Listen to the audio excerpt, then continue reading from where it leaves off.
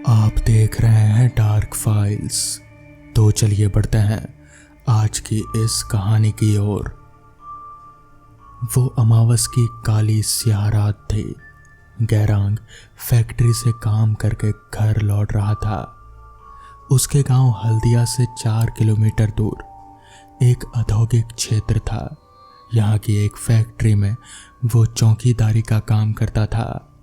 अक्सर वो 10 बजे काम से घर लौट आता, लेकिन आज दूसरे चौकीदार को लेट हो जाने से उसे घर लौटने में रात के 12 बज गए थे।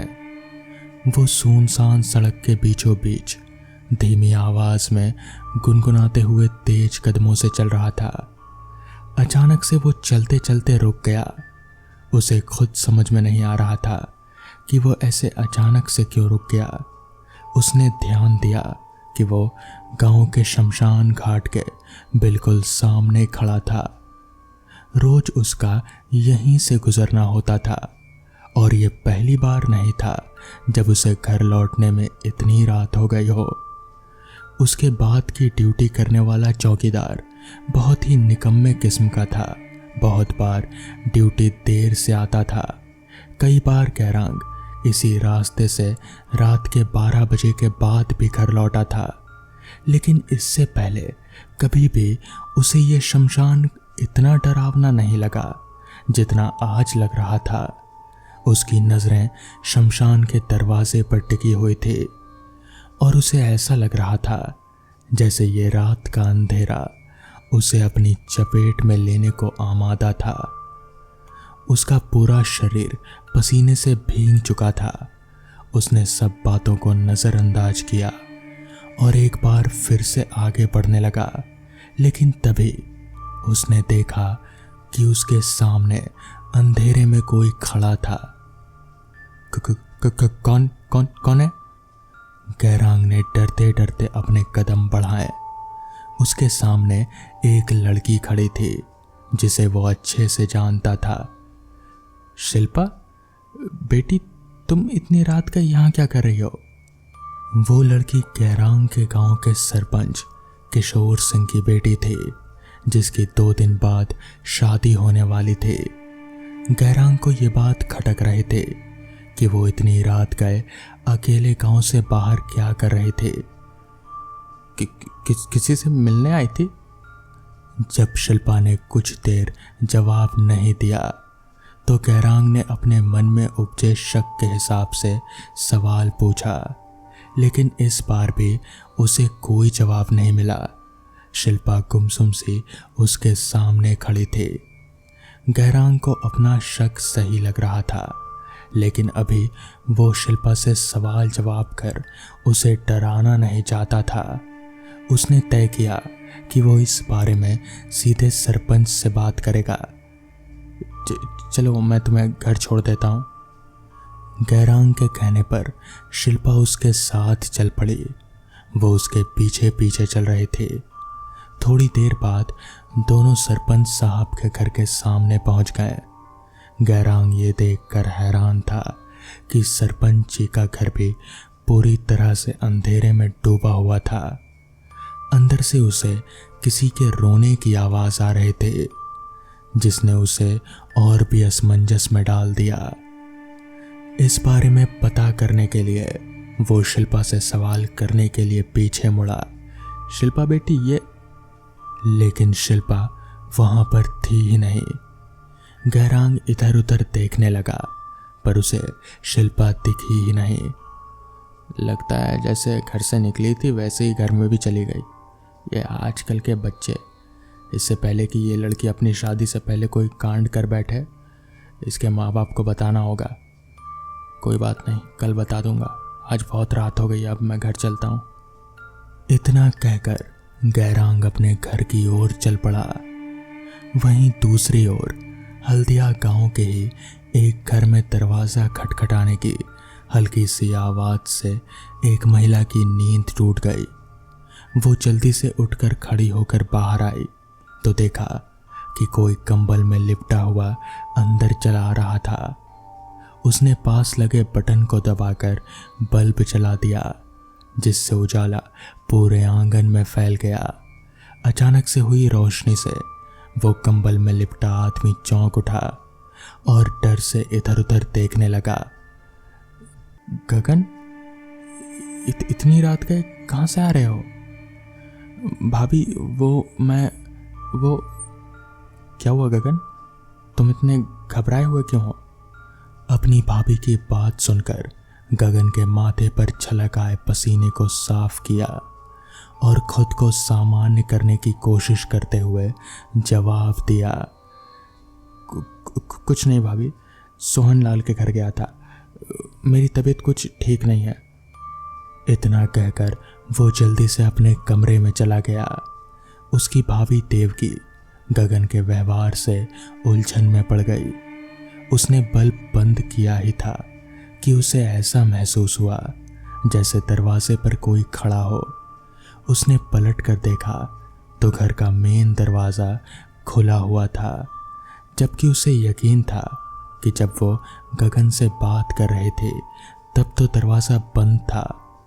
उसने ध्यान से देखा तो पाया कि दरवाजे के बाहर कोई खड़ा है।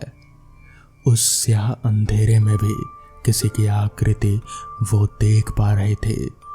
उसने फिर से बल्ब जलाया तो उसकी आंखें फटी की फटी रह गई। बिजली का बल्ब अपने आप ही जलने बुझने लगा। देवकी का पूरा शरीर डर से कांपने लगा और वह हनुमान चालीसा का उच्चारण करने लगी।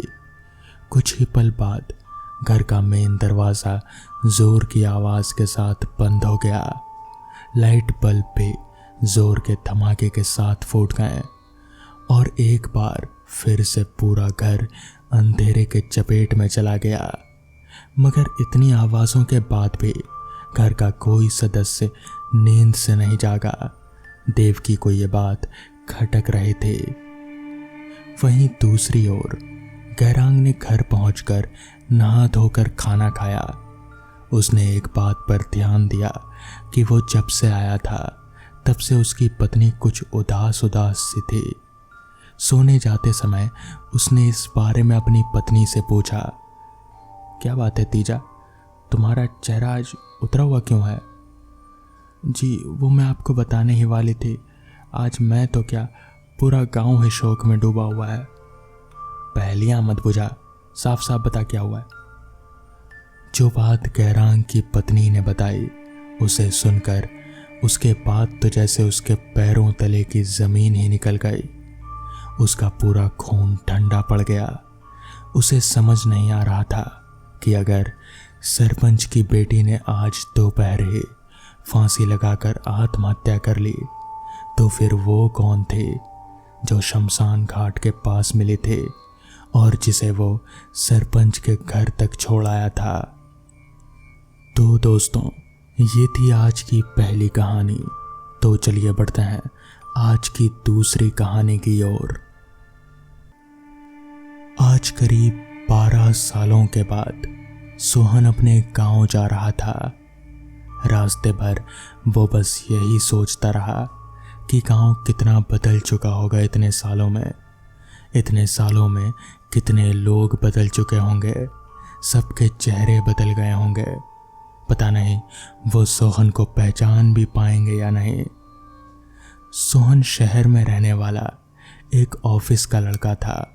ऑफिस का लड़का यानी कि बस ऑफिस का काम और यहाँ वहाँ की कोई बात नहीं। बिल्कुल सीधा साधा अपने काम से काम रखने वाला लड़का। वो आज करीब 12 सालों के बाद अपने गांव जा रहा था, उसके दादाजी और दादी से मिलने। चाचा जी भी उसे बहुत प्यार करते थे। आज से करीब 12 साल पहले वो उन लोगों से मिला था। पता नहीं वो लोग उसे इस हालत में देखकर कैसे रिएक्ट करेंगे, बस यही सोचकर वो खुश हो रहा था और जल्दी से जल्दी अपने गांव पहुंच जाना चाहता था।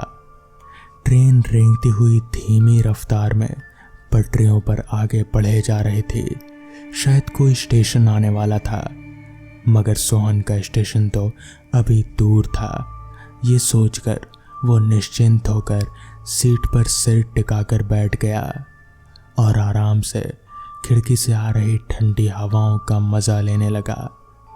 बोगी में उसके अलावा बस 1 या 2 लोग ही रहे होंगे, क्योंकि वक्त हो रहा था रात के 11:30 बजे का।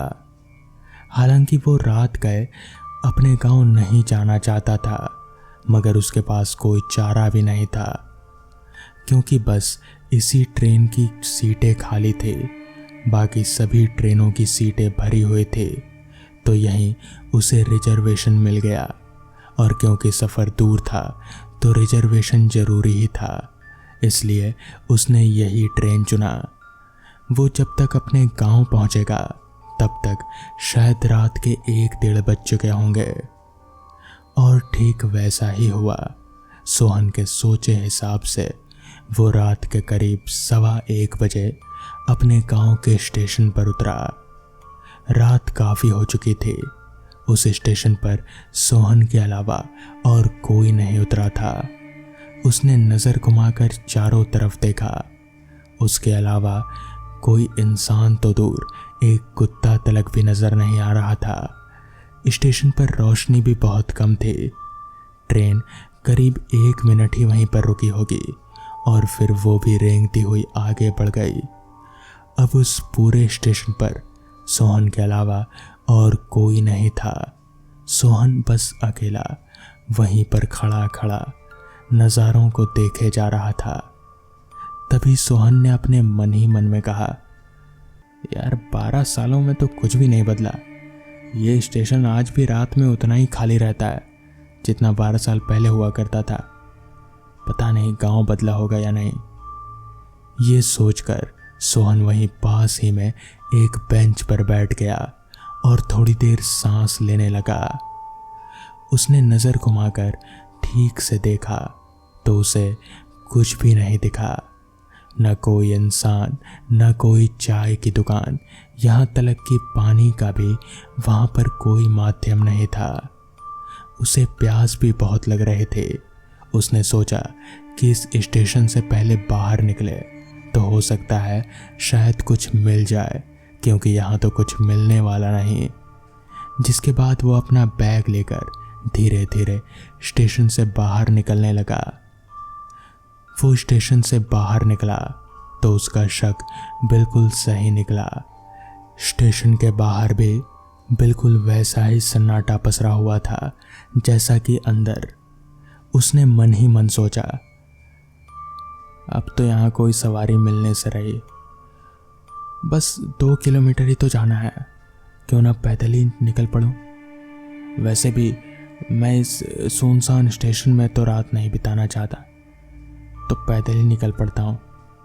इतना कहकर वो पैदल ही अपना बैग लेकर अपने घर की ओर चल पड़ा। रास्ते पर उसके अलावा दूर दूर तक और कोई शख्स नजर नहीं आ रहा था। रास्ते के दोनों तरफ सिर्फ घनी झाड़ियाँ थी। उसके अलावा ना कोई घर था और ना ही कोई दुकान। सोहन को बहुत प्यास लग रही थी। उसका पानी का बोतल भी खत्म हो चुका था और पानी का कहीं और कोई जरिया उसे नजर नहीं आ रहा था। वो किसी तरह बस रास्ते पर आगे बढ़े जा रहा था। वो मन ही मन सोच रहा था कि अगर कोई घर भी दिख जाए तो कम से कम वो पानी मांगकर पी सकेगा। इसी तलाश में वो बस रास्ते पर आगे बढ़े जा रहा था। हालांकि कहीं ना कहीं कुछ कुछ चीज़ें उसे बदली हुई सी नज़र आ रहे थे, इसलिए उसे डर था कि कहीं वो रास्ता ना भटक जाए, क्योंकि वो यहाँ आज से करीब 12 साल पहले आया था और 12 साल में याददाश्त कमज़ोर हो ही जाती है। जिसके बाद वो धीरे धीरे चलते हुए आगे बढ़ने लगा। अभी वो आगे बढ़ ही रहा था कि तभी उसे ऐसा महसूस हुआ कि जैसे कोई उसका पीछा कर रहा हो। सोहन थोड़ा घबरा सा गया, मगर वो पीछे मुड़कर देखना नहीं चाहता था, क्योंकि अगर वो ऐसा करता तो उसके पीछे जो भी है वो सतर्क हो जाता, और सोहन ये नहीं चाहता था। उसे डर था कि कहीं कोई लुटेरा तो नहीं, इसलिए सोहन बस आराम से चलने की कोशिश कर रहा था और बस किसी तरह अपने डर को छुपाने की कोशिश कर रहा था। पीछे से वो कदमों की आवाज़ लगातार सोहन के कानों में आए जा रहे थे। मगर वो एक ही इंसान था, जो कोई भी था वो बस अकेला ही था। मगर सोहन को इस बात का डर था कि अगर उसके पास कोई हथियार हुआ तो। बस इसीलिए वो आगे बढ़ता रहा और पीछे मुड़ने की उसने कोशिश नहीं की। उसने अब अपने चलने की रफ्तार काफ़ी तेज कर दी, मगर वो पीछे जो कोई भी था वो भी सोहन का पीछा नहीं छोड़ रहा था। वो भी उसके पीछे पीछे आए जा रहा था। ये सिलसिला चलते हुए अब काफ़ी वक्त हो चला था। सोहन को समझ नहीं आ रहा था कि पीछे जो कोई भी है वो सामने आकर सोहन से बात क्यों नहीं करता। यानी कि अगर वो एक लुटेरा है तो सोहन के सामने आकर उसे लूटता क्यों नहीं। बस उसके पीछे पीछे चलना, इसका क्या मतलब हुआ। सोहन को कहीं ना कहीं अब शक हो रहा था, इसलिए वो एकदम से रुका और उसने झटके से पीछे मुड़कर देखा। मगर उसके पीछे वहां पर कोई नहीं था। उसे कुछ समझ नहीं आ रहा था कि आखिर अगर पीछे कोई है नहीं तो तब से ये कदमों की आवाज़ कैसे आ रही है। तभी अचानक से उसे ऐसा महसूस हुआ जैसे पीछे से किसी ने उसके कंधे पर हाथ रखा हो। सोहन का पूरा शरीर एकदम से ठंडा पड़ गया। वो हाथ जिसका भी था बिल्कुल बर्फ की तरह ठंडा था। सोहन एकदम से पीछे मुड़ा, मगर पीछे का नज़ारा देखकर उसके पैरों तले की ज़मीन खिसक गई, क्योंकि पीछे कोई इंसान था ही नहीं, बल्कि बस एक कटा हुआ हाथ था जिसने सोहन के कंधे को पकड़ रखा था। डर के मारे वो झटक कर एकदम से नीचे गिर गया। वो कटा हुआ हाथ अभी भी हवा में तैर रहा था। सोहन को कुछ समझ नहीं आ रहा था कि आखिर ऐसा कैसे हो सकता है। एक कटा हुआ हाथ इस तरह से हवा में कैसे तैर सकता है। उसे कुछ समझ नहीं आ रहा था। उसने जैसे तैसे अपने आप को संभाला, अपना सामान लिया और वहां से तेजी से दौड़ लगा दी। भागते भागते वो जैसे तैसे गांव पहुंचा। जिसका भी घर उसे सामने दिखा वो उसी के घर में घुस गया और उन घर वालों को पूरी बात बताई। पूरी रात वो वहीं रुका रहा और अगली सुबह ही वो अपने घर पहुंचा। मगर वो सब क्या था वो आज तक सोहन को समझ नहीं आया। तो दोस्तों, ये थी आज की कहानियाँ। अगर आपको ये कहानियाँ पसंद आई हो तो वीडियो को लाइक और चैनल को सब्सक्राइब करना ना भूलें। तो मैं आपका दोस्त आर्यन जल्द ही मिलूँगा आपसे ऐसी ही नई कहानियों के साथ। तब तक के लिए अपना ख्याल रखें।